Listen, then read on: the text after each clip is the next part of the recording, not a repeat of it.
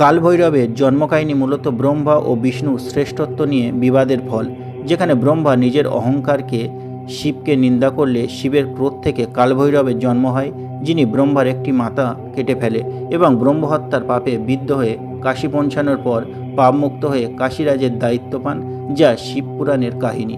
কাহিনীর মূল হলো ব্রহ্মা ও বিষ্ণুর মধ্যে কে শ্রেষ্ঠ তা নিয়ে বিতর্কের এক পর্যায়ে ব্রহ্মা নিজেকে শ্রেষ্ঠ দাবি করেন এবং শিবকে নিন্দা করেন। ব্রহ্মার এই ঔদ্ধত্য শিবের ক্রোধ জেগে ওঠে এবং তার ভ্রুকুটি থেকে কালভৈরবের আবির্ভাব হয়। কালভৈরব তার নখ দিয়ে ব্রহ্মার অহংকারী পঞ্চম মস্তকটি কেটে ফেলে।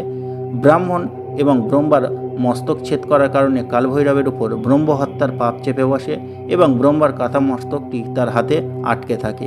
এই পাপের প্রায়শ্চিত্ত করতে কালভৈরবের ত্রিভুবন ঘুরে বেড়ান। অবশেষে কাশীতে পৌঁছালে ব্রহ্মার মস্তকটি তার হাত থেকে খসে পড়ে এবং তিনি পাপ মুক্ত হন।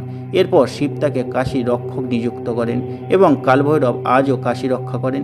এই কাহিনী শিব পুরাণে বর্ণিত আছে এবং এটি ভগবান শিবের ভয়ঙ্কর রূপ, তার শক্তির প্রকাশ ঘটায়, যেখানে তিনি অহংকার বিনাশ করে ন্যায় প্রতিষ্ঠা করেন।